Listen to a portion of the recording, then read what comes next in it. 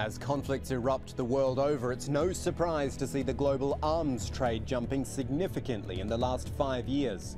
And the recipient countries are in highly volatile places, prompting the question, why do supplier countries keep fueling these crises? The business of weapons, supply, demand, maybe even morals. This is Inside Story.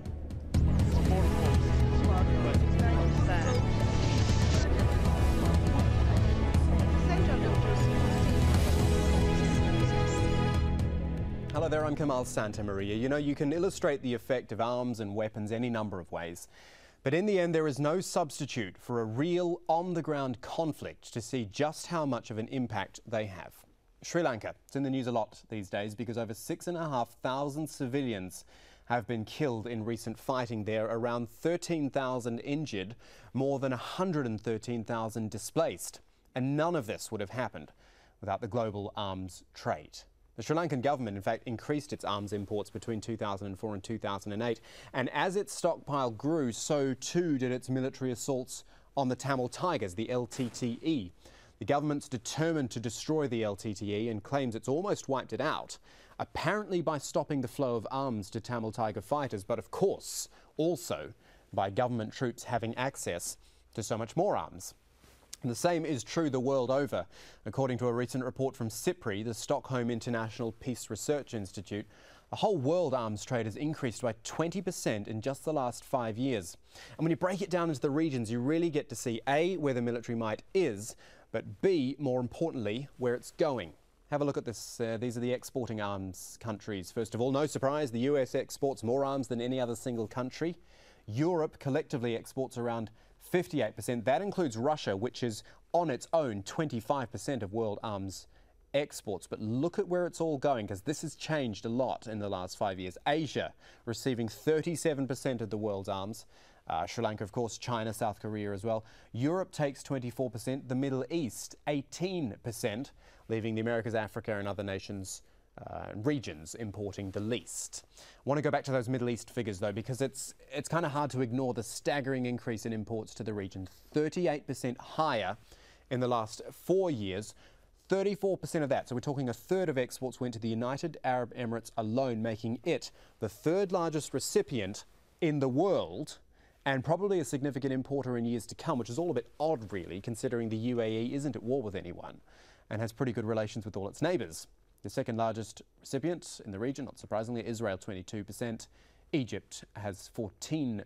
And despite significant speculation about Iran's arms import plans, it accounted for only 5% of transfers to the Middle East. Lots of numbers to talk through, lots of ideas to talk through with our two guests today. In Stockholm is Paul Holtom. He is the head of the arms transfer program at the Stockholm International Peace Research Institute, SIPRI, and in London is Rebecca Peters. She is the director of the International Action Network on Small Arms. My thanks to both of you for joining us on Inside Story. Paul Holtom, I'll come to you first in Stockholm.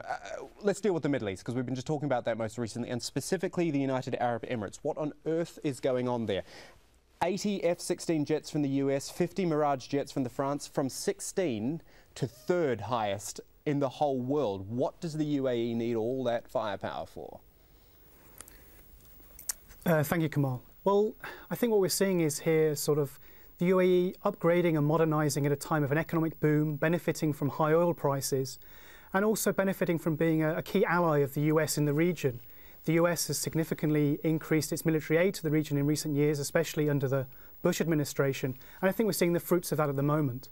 So it's just stockpiling, you think? There's no particular reason behind this? The reason I stay with it is just because it's just such an extraordinary number. As we said, for a pretty quiet country, most people associate the UAE with tourism, with oil, with things like that, not with being a military superpower of the Middle East.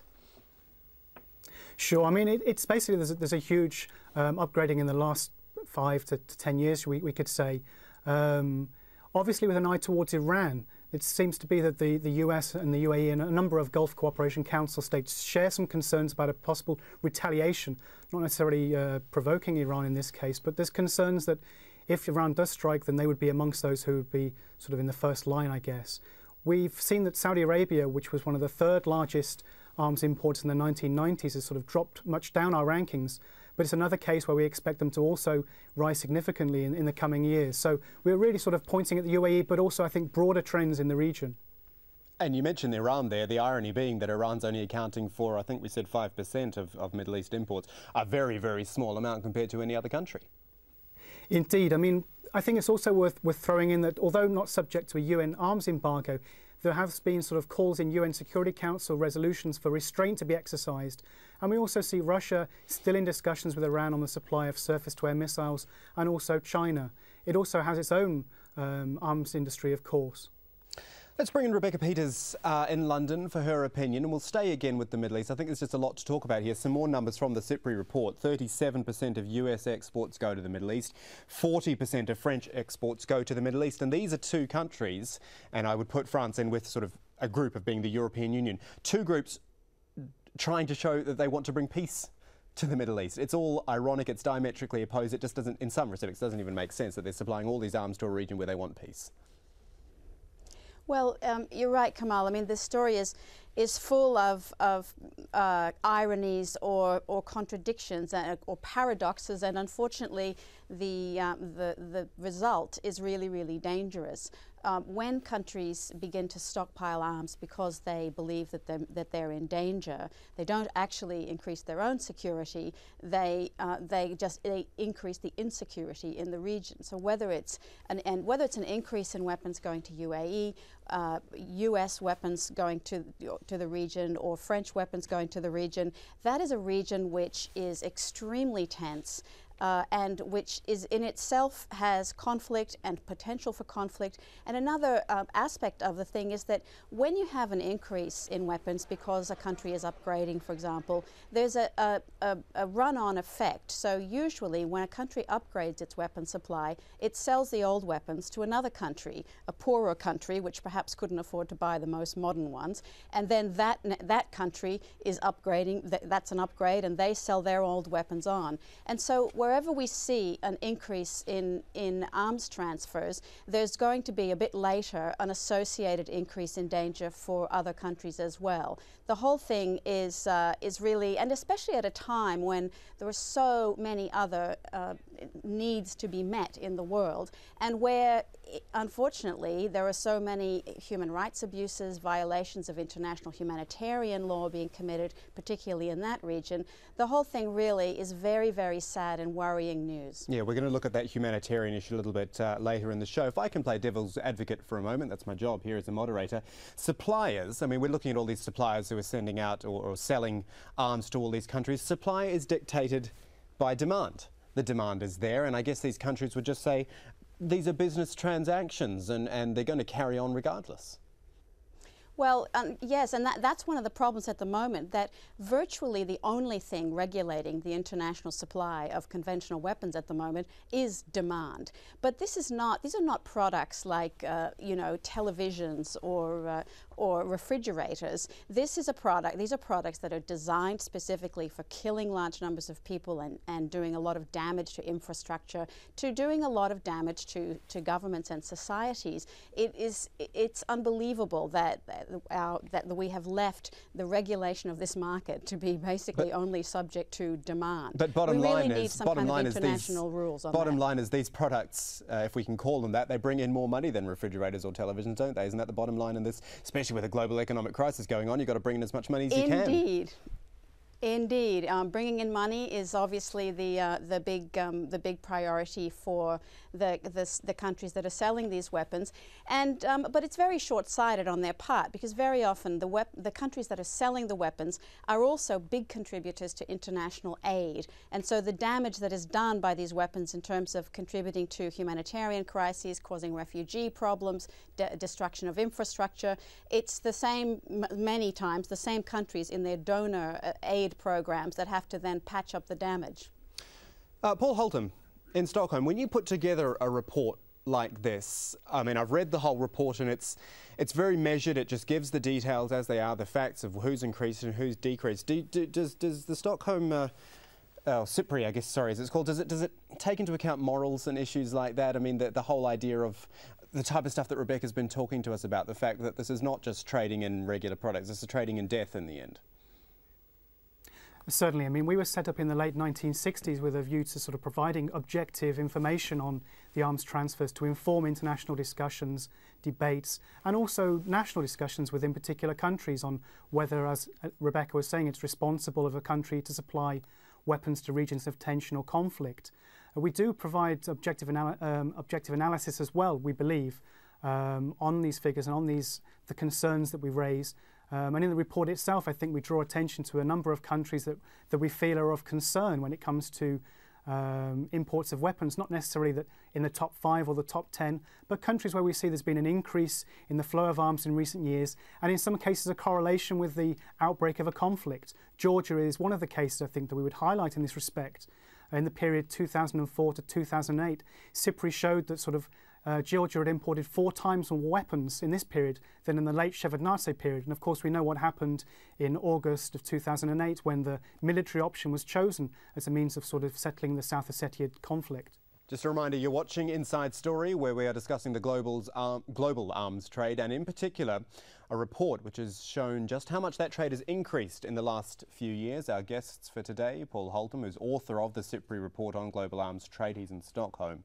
And in London is Rebecca Peters from the International Action Network on Small Arms. Folks, we've discussed numbers, percentages, the increase in arms trade. I think we should really look closer at the results of those things, namely conflict, war, and death. Now, we are going to use more numbers to illustrate this, but what we're trying to do here is paint more of a humanitarian picture to the arms trade. Start with the Darfur crisis in Sudan, where the United Nations says up to 300,000 people have died since 2003 from the combined effects of war, famine and disease.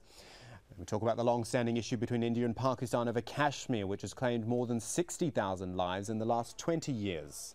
More recently, of course, Israel's war on Gaza. It killed more than 1,300 Palestinians, wounded around 4,500 others. That was just in 3 weeks.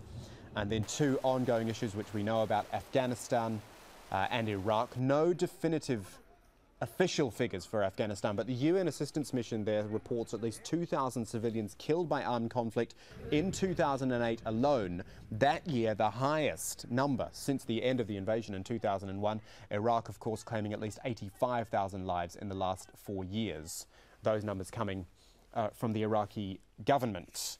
Let's go back to Rebecca Peters in London. She's from the International Action Network on Small Arms. Again, I'm going to play devil's advocate. I'm going to be a bit negative here and actually say all those numbers which I just listed, and we could carry on for hours listing those sorts of numbers.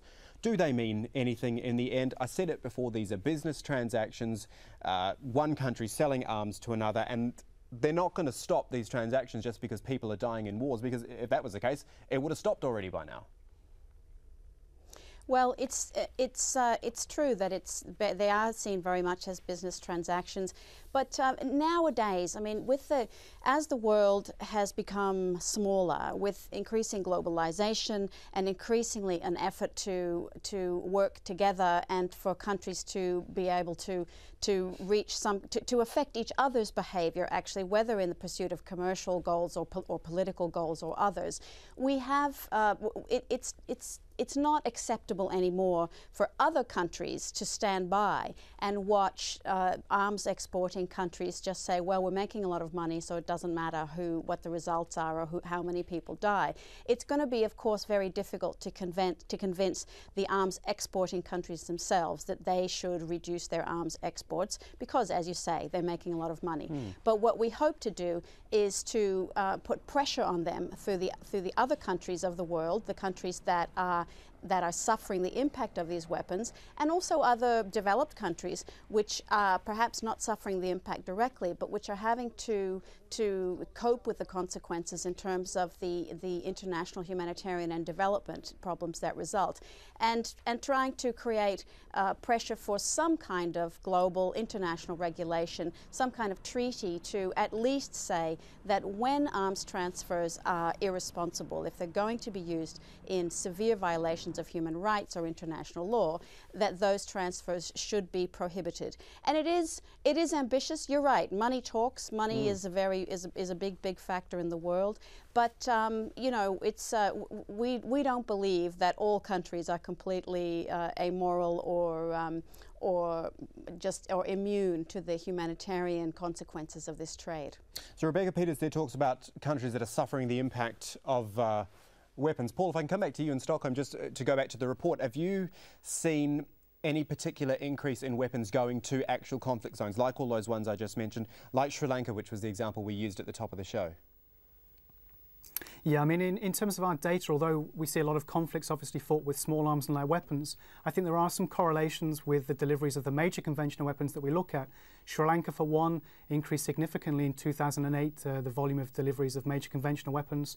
Georgia, as I just mentioned before, was another case where we saw that correlation. And even in countries in Africa, such as Chad, the Central African Republic and Sudan, we also see these correlations. In particular, I think it's interesting that the import of 1 or 2 armed helicopters can have a significant impact in terms of the conflict in these cases as well.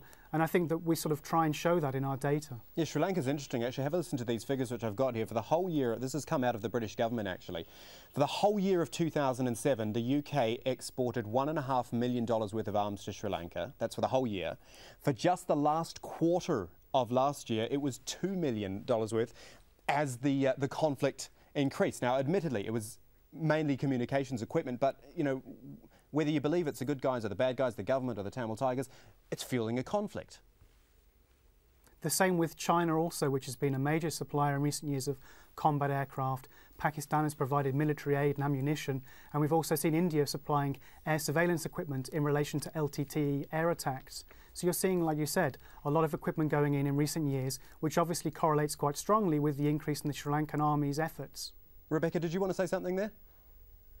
Oh, just that in Sri Lanka, as in so many other parts of the world as well, we know that very often those weapons are not looked after, kept secure, or in fact necessarily defended very well by the governments that buy them. And government stockpiles are a major source of weapons that come into the hands of rebel groups and other non-state actors. And that's another, of course, part of the reason for the continuing demand is that governments lose control of their weapons. They then are in the hands of other groups, and that's something where really the exporters could have some impact on. They could say, look, the weapons we sold you before, you haven't retained control of, so we're not going to sell you anymore. It's part of. It's not just about like the good guys accumulating weapons and stomping out the bad guys. It's unfortunately the bad guys are often very, very clever as well. Let's look at some ideas then about, if I can use this word, solutions. I don't think this is a problem you can actually solve so much, but there are calls for an arms trade treaty, though I've read votes in the UN General Assembly of plenty of abstentions, the US voting against it. Is it, Rebecca, I'll stay with you on this one, is it, sorry to be negative again, is it a losing battle, really? Are you ever going to be able to push through something like an arms trade treaty? Well, it's as you'd imagine, it's very difficult to try to battle against the arms industry, the major arms producers, especially when, as you've pointed out, it's so much they get economic benefit from it. But that's one of the reasons why the United Nations was created. The reason the United Nations was created was to increase global security, and bringing the arms trade under control has to be an essential part of that. Availability of weapons doesn't cause conflict, but it makes it much more likely that a conflict will become violent, that it makes a conflict likely to last longer. It increases the number of people likely to be killed, injured, displaced, become homeless, get diseases in a conflict. So the supply of weapons is a major component in maintaining an insecure world. What we've seen in the UN when there's been the votes in relation to beginning work on an arms trade treaty, the US has voted against it. Although with the new administration in the US, we're very hopeful that we might see the US joining with the rest of the world to recognize the need for the arms trade treaty. But getting back to the original region we talked about, the Middle East has also been, they haven't actually voted no, but they've abstained and made comments in the UN, most of the Middle East, the Arab League states, have made comments suggesting that they are not in favor of an arms trade treaty. An exception, by the way, is Morocco. Morocco, Lebanon, Jordan, for example, have been supportive of it.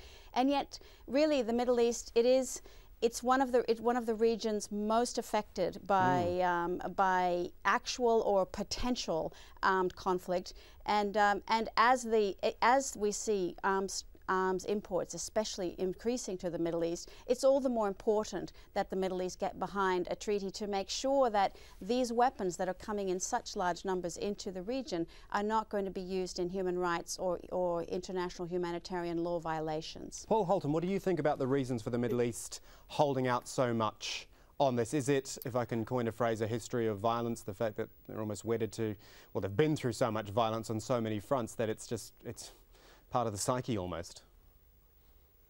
Well, I was going to intervene and say that we had efforts in the early 1990s on the back of the conflict in Iraq, whereby the permanent members of the Security Council issued and agreed amongst themselves guidelines to exercise restraint in terms of arms transfers to the region, to prevent destabilising accumulations, to prevent potential for future conflict.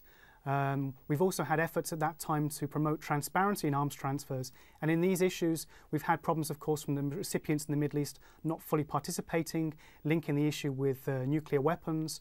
And I think one of the things with the arms trade treaty which I find quite interesting is, as it says, it's to monitor the trade and control the trade, in contrast to things on nuclear weapons, chemical and biological, where you have a prohibition. I think this is what makes it a far more complex issue, but nevertheless a still important one, of course. Yeah, but again, it's the paradox. You mentioned that Iraq example with the Security Council. I mean, 4 of the 5 top exporters are permanent members of the Security Council, a body which is supposed to promote peace and use the idea of sanctions and pressure before war, and yet they're the ones selling all the guns. Indeed, it is a very difficult position.